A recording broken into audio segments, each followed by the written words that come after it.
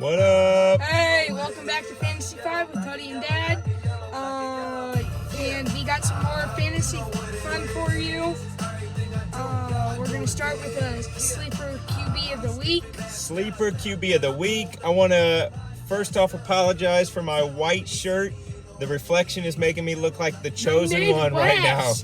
Bro, I look like the chosen one. Like, I look like I've got a glow about me. Like, it's like, I mean, I don't know. Like, am I going to evaporate soon? Am I going to just, like, burst into nothing? Hey, at least... man. I'm not going to evaporate. I'm going to be at my friend's house tonight. So. All right, cool. Sleeper QB of the week, Hud. Who you got? Why you like him? I got Justin Herbert. He is at home against Tennessee. They're bad. Tennessee is awful. One of the worst teams in the league right now. Struggle busting it. I think he's going to throw for 250 plus yards and 2 touchdowns. So he may even sneak one in, quarterback sneak. Maybe he gets a rushing touchdown. Yeah, I was saying, yeah. Okay. 2 passing, 1 rushing. Herbert. Also 28 rushing yards. So. All right, he likes Herbie. I am going to go with the old man, the old school, A-Rod. He's washed. He is old, but he is throwing that football. They're going against Arizona. The experts are predicting that to be a higher scoring game in the mid to upper 40s. He's got 2 receivers. Garrett Wilson, leading target receiver in the entire NFL. He's starting to get things going again with Devontae Adams. I like Aaron Rodgers to have a big day, 3 touchdowns. I'm going Aaron Rodgers, my sleeper QB of the week. We're going to move over to our This or That Thursday edition. We've got 2 guys that are very, very close. Mark Andrews, tight end for the Ravens. Mike Gesicki, tight end for the Bengals. And that's sickening to me because Andrews is a way higher level than Gesicki. He's been really awesome for his career, but this year, based off of our DraftKings statistics, one averages 8.8 fantasy points a game, the other's at 8.5. Who do you got, Hud? I got Mike Gesicki, the guy that is at 8.8. He gets 8.8 points per game. He's going against the 25th most, they're giving up the 25th most points per game for a fantasy tight end. I'm trying to get those words in. I can't tell. You should say it 6 times fast. That always helps.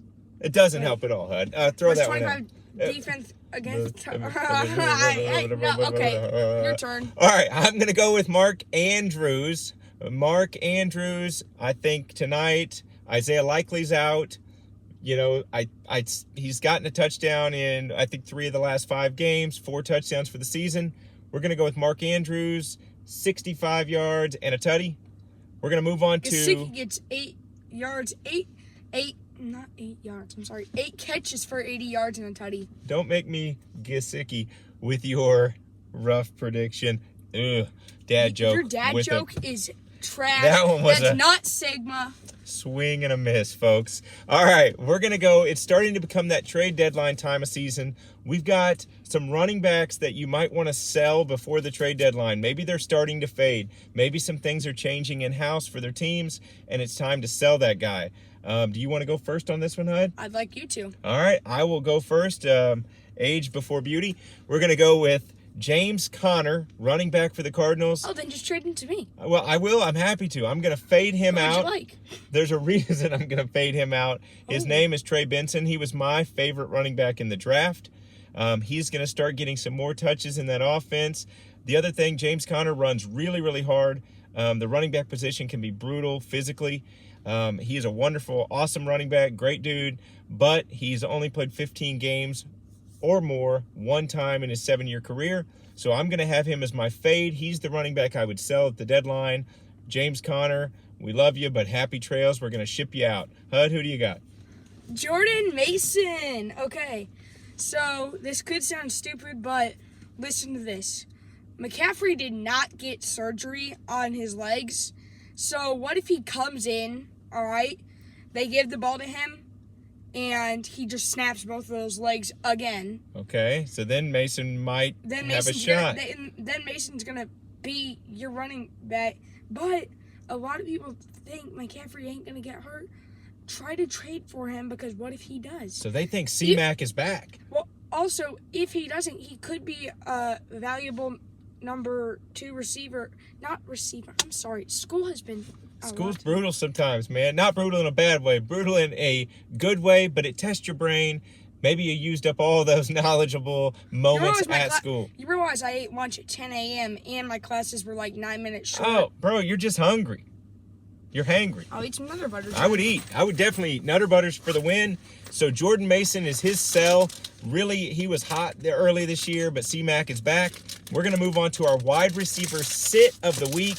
I'll start this one off because I really love it. It's Courtland Sutton, who had an amazing game last week. I'll take one. Nutter Butters for the W.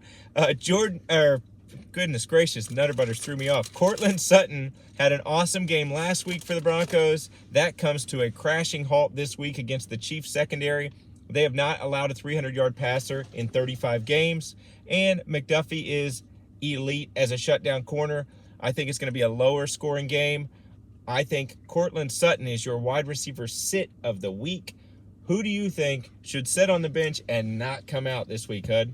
DJ Moore. I mean, I have him on my team. I've hate the weeks that Brian Robinson Jr. is hurt, but I mean, I feel like he's starting to quit on the team, you know? Okay. I remember that one play, like, a couple weeks ago. He literally walked to the bench in the middle of the play.